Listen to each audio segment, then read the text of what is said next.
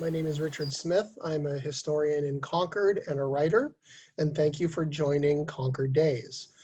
The lecture that I am about to read is about Margaret Fuller, the editor, transcendentalist, early feminist, social reformer, literary critic that did not live in Concord, but she was well known in the Concord circles, being close friends with Emerson and Hawthorne, and for a time she was even Henry David Thoreau's editor. So this is a lecture that I gave, I think, back in 2018, for the Thoreau Farm and Birthplace, and it is about Margaret Fuller and her relationship with the town of Concord. In her lifetime, Margaret Fuller was one of the most famous people in America. Writer, editor, social reformer, and transcendentalist, she was liked, hated, respected, and feared. She was the first woman allowed to enter Harvard Library to pursue research. She was the first woman journalist on Horace Greeley's New York Daily Tribune. She was the first woman foreign correspondent and war correspondent to serve under combat conditions during the Italian Revolution. Simply put, the Boston Brahmin had never seen anything like her, and she became a force to be reckoned with in literary circles.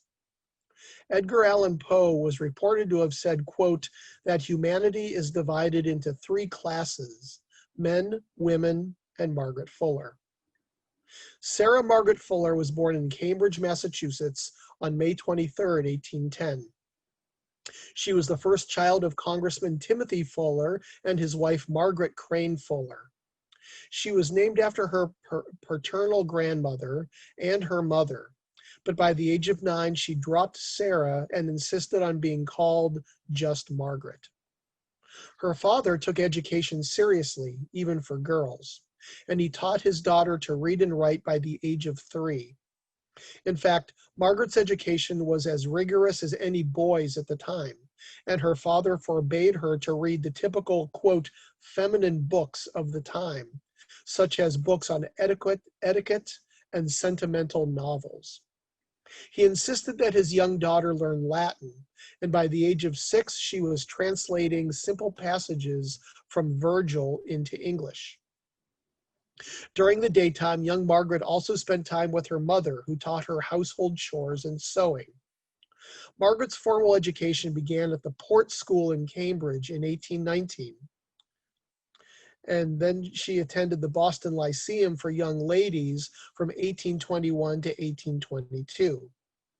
In 1824, she was sent to the School for Young Ladies in Groton, Massachusetts. After her formal education ended at 16, she began home study, reading classic literature and training herself in modern languages, particularly in German. In particular, she became obsessed with the works of Goethe, whom Emerson would call Margaret's master. There are 2 quotes from the young Margaret that I feel are a window into her soul. At the age of 10, she wrote a note to her father which said, May 23rd, 1810, I was born, foredoomed to sorrow and pain, and like others, to have misfortunes. And a few years later, at the age of 16, she wrote, quote, I have felt that I was not born to the common womanly lot. By the time Margaret was in her 30s, she had earned a reputation as the best read person, male or female, in New England. She became a tutor and a teacher, but was hoping to earn her living as a journalist or a translator. In the early 1830s, she started to come to the attention of some of the early transcendentalists. In 1835, Frederick Henry Hedge and James Freeman Clarke asked Margaret to contribute to their literary magazine called The Western Messenger. Just as she was starting to gain notoriety for her writing, Margaret suffered a personal tragedy when her father died of cholera in October of 1835. She was deeply affected by his death, saying, quote, my father's image follows me constantly. She vowed to become the head of her family, and she really had no other choice. And she had to take care of her widowed mother and her younger siblings, which consisted of 3 brothers and a sister.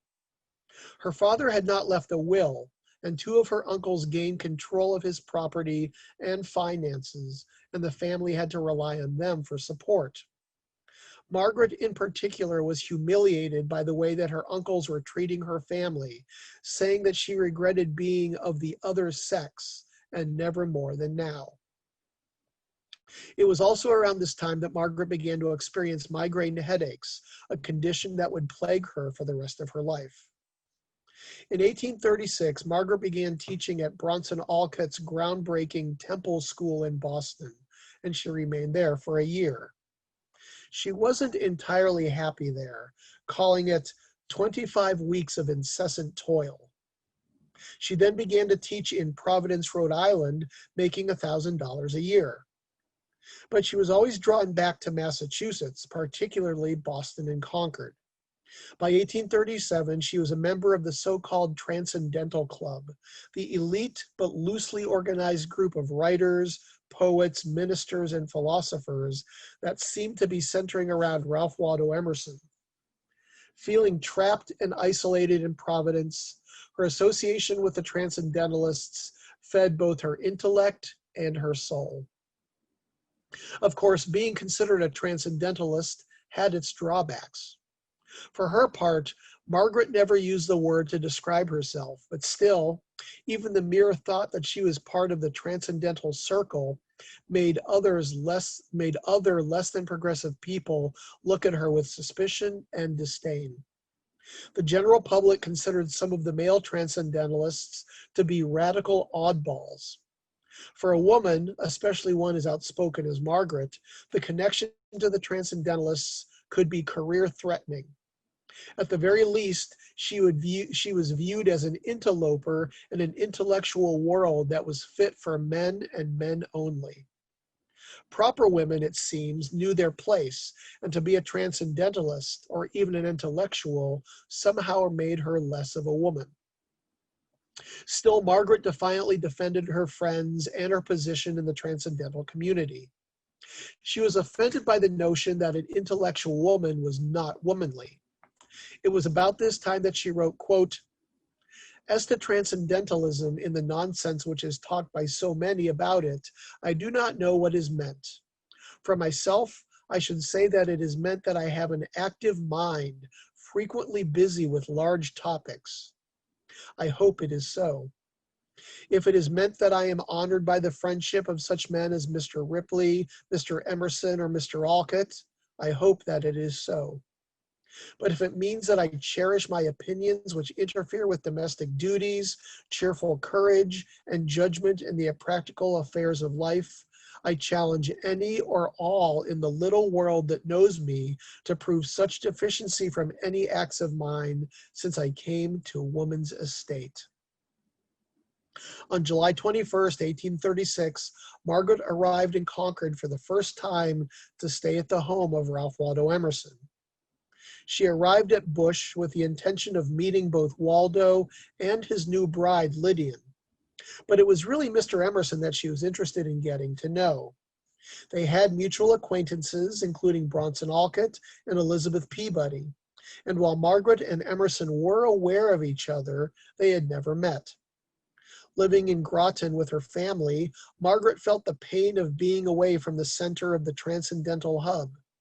She'd met almost all of the people associated with, quote, the newness, as it was called, but she had not met Emerson, the only clergyman of all possible clergymen who excludes my acquaintance, she wrote in late 1834.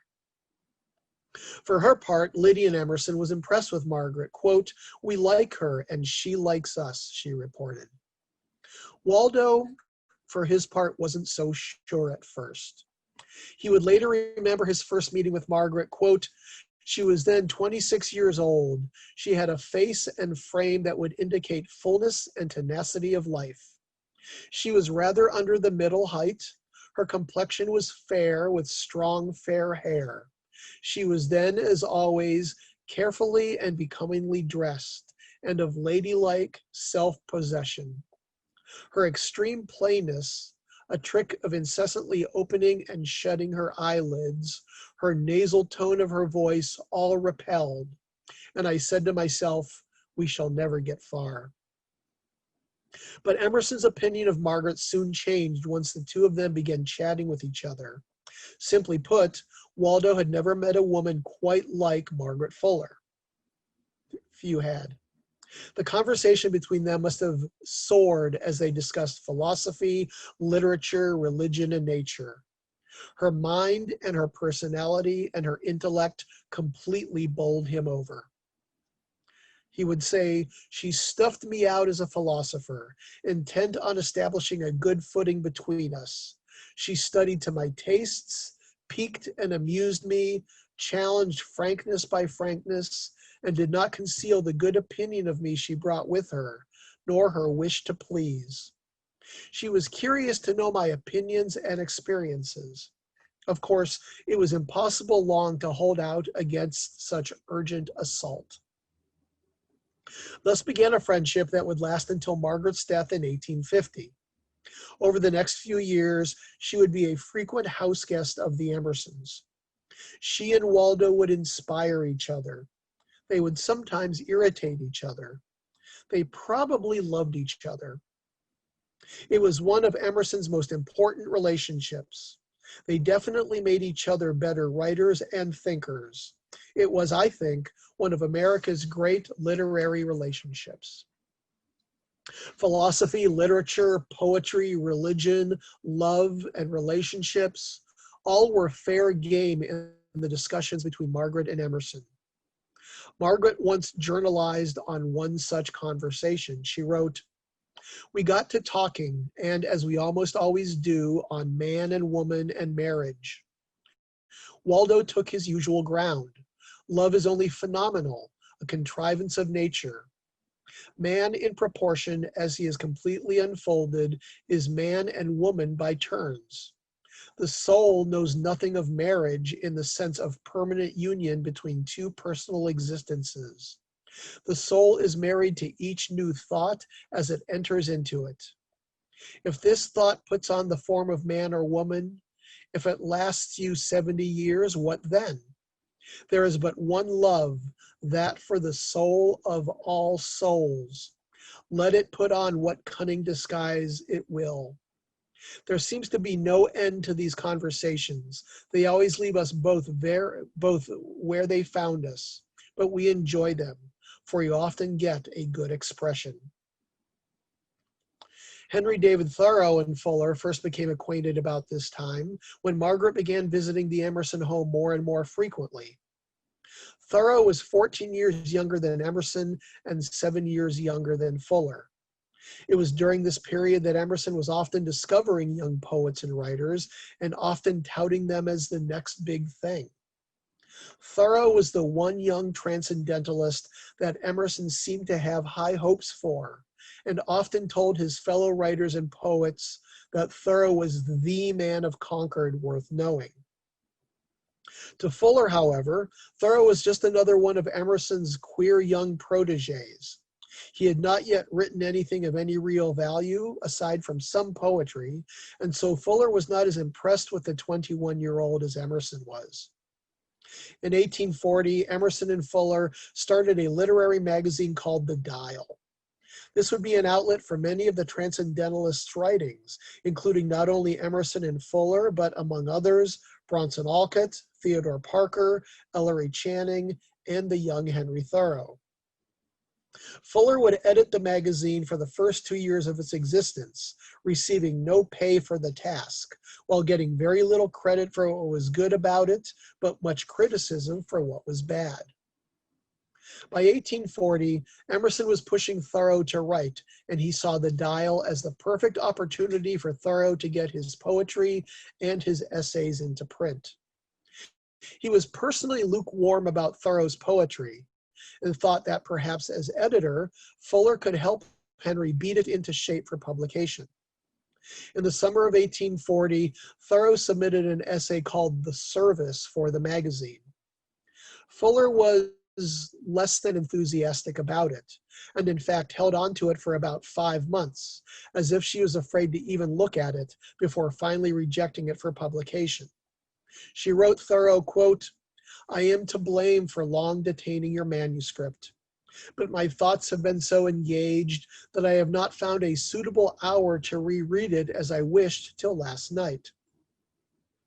The second reading only confirms my impression from the first. The essay is rich in thoughts, and I should be pained not to meet it again. But then the thoughts seem to me so out of their natural order that I cannot read it through without pain. I never once feel myself in the stream of thought, but seem to hear the grating of tools on the mosaic. The following year, Thoreau submitted a poem called Sic Vita to the magazine.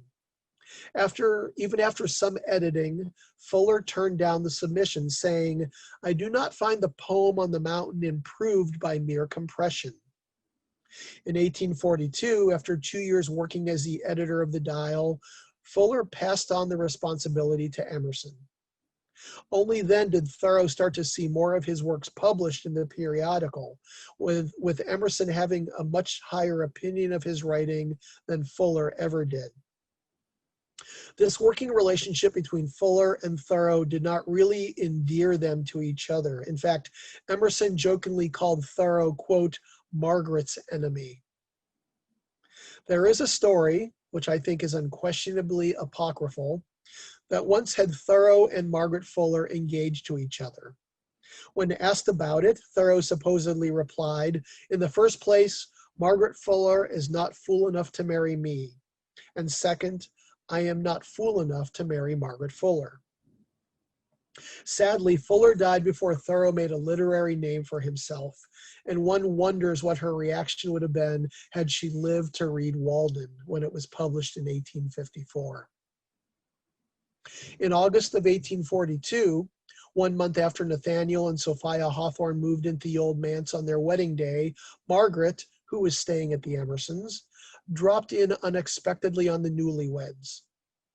After spending some time with them, Hawthorne walked Margaret Fuller home that evening.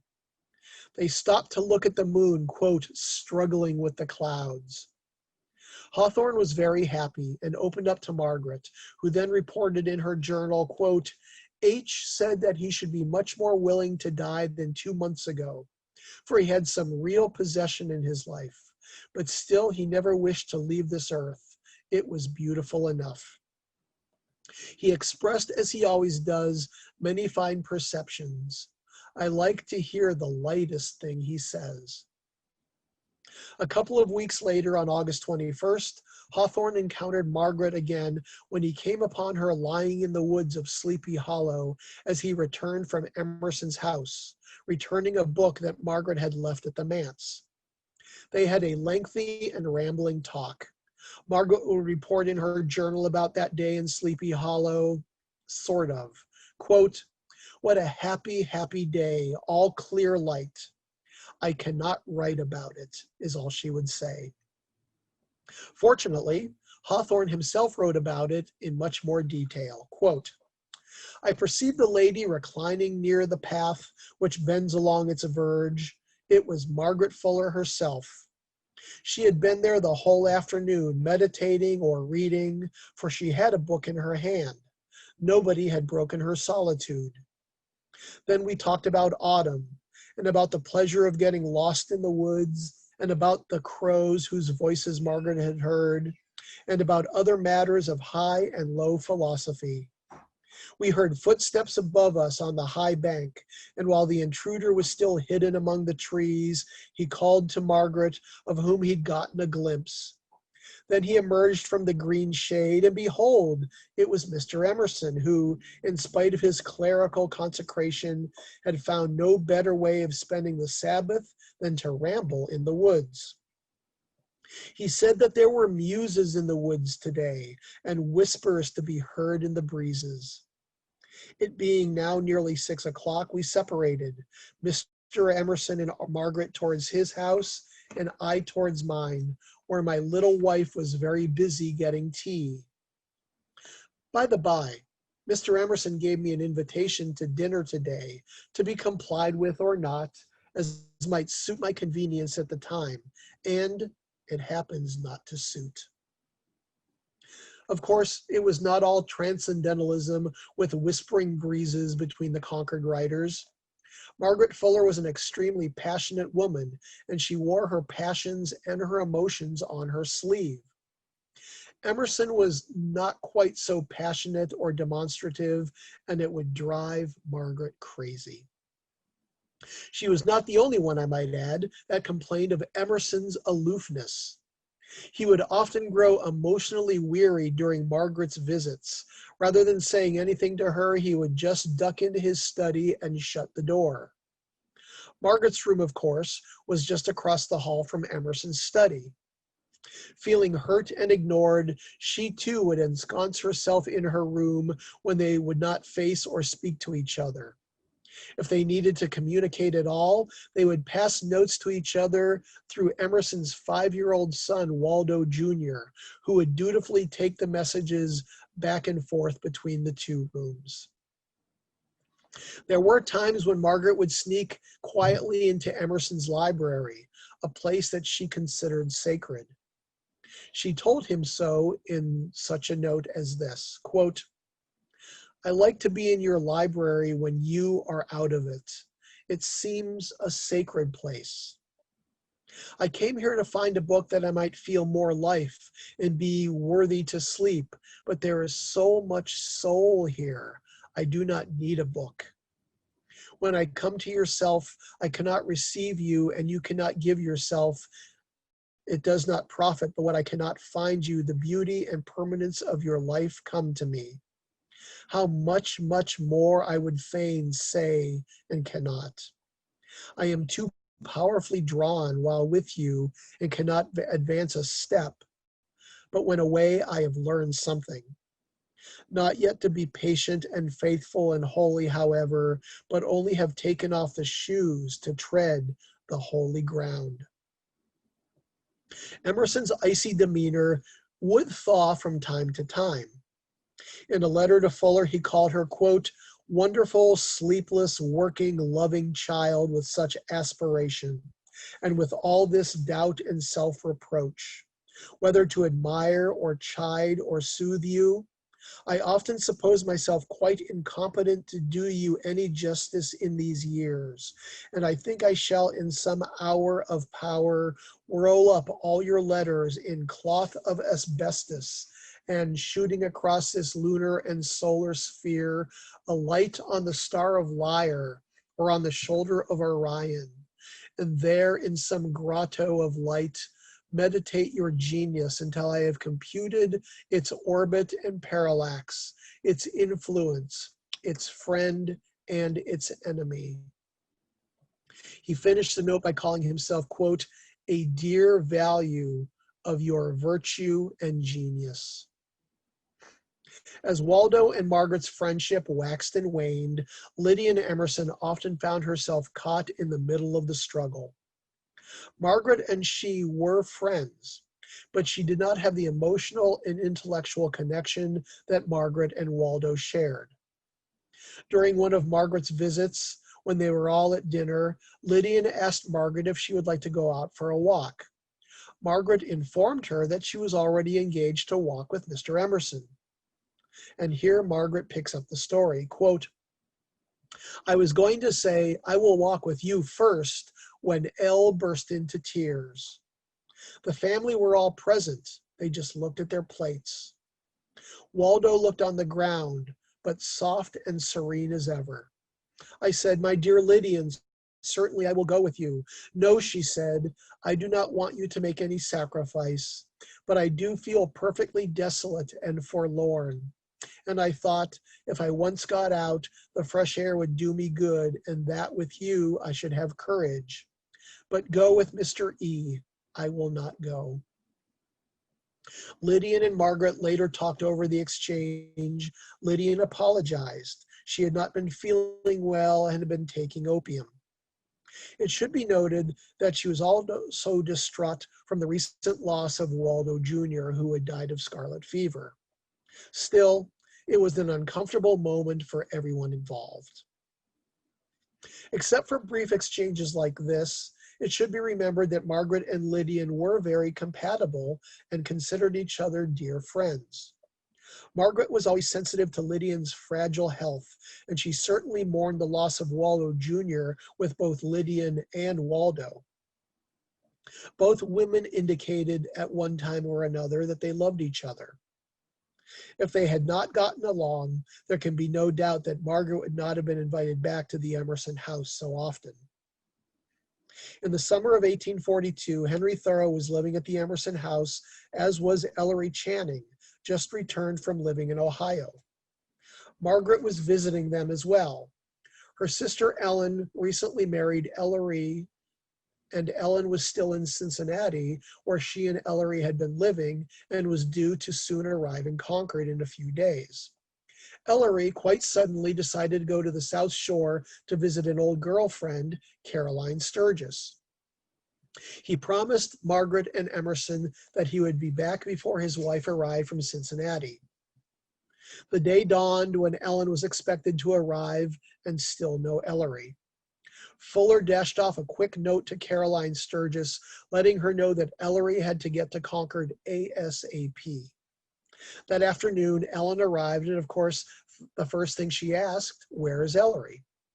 The only thing that Margaret managed to say was that Ellery was gone. Margaret and Emerson quickly conferred, and Emerson suggested that he would take a stage to Boston to find out exactly where Ellery was. But Fuller nixed that idea.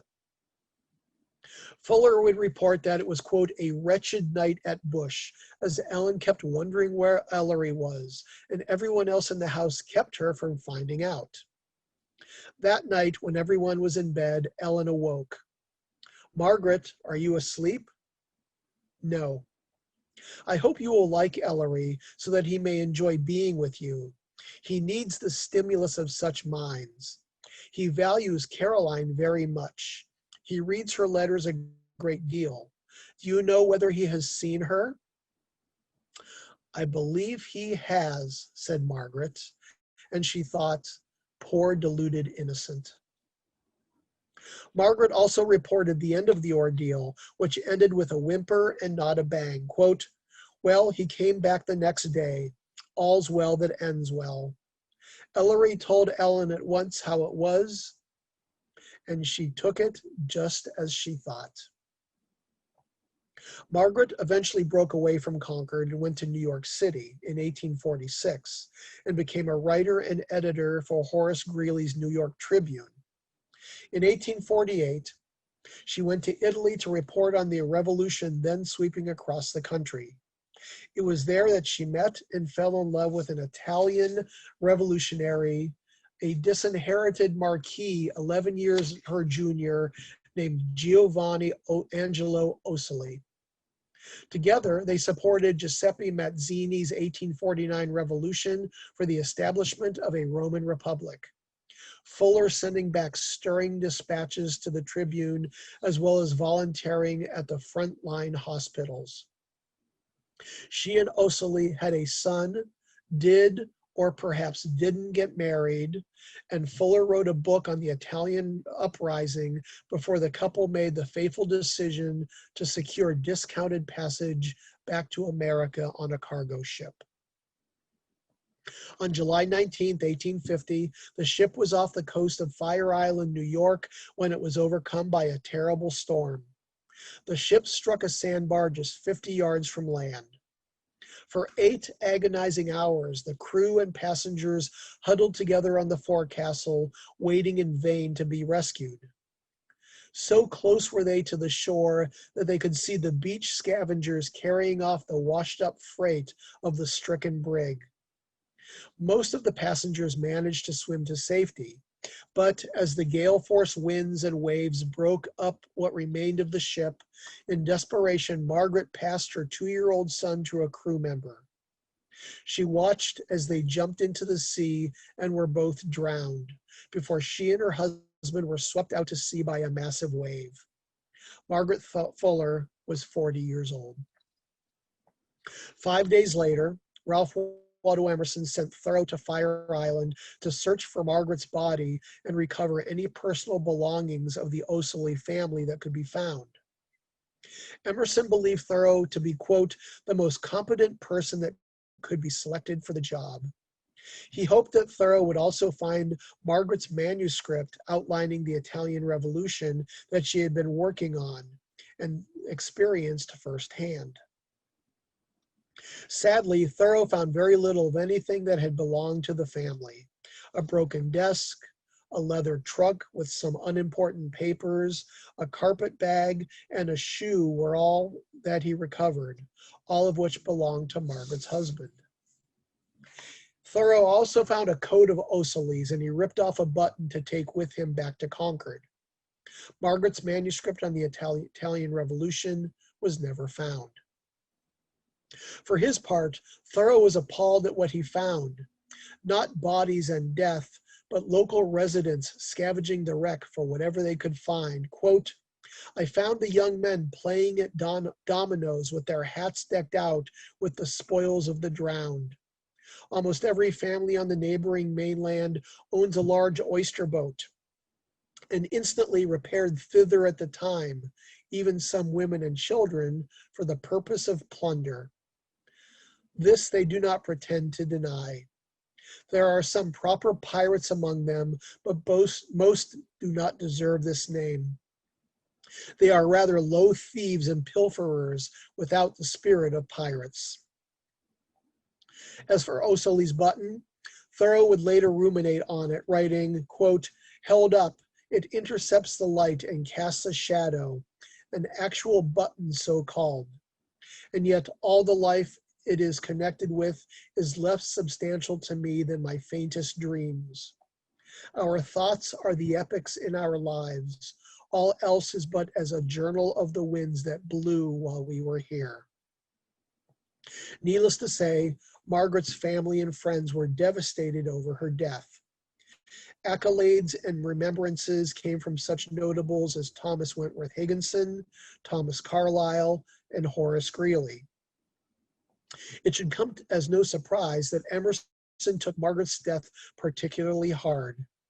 In his journal, he wrote just 7 words, quote, I have lost in her my audience. My name is Richard Smith. I am a Concord historian. Thank you very much for joining Concord Days.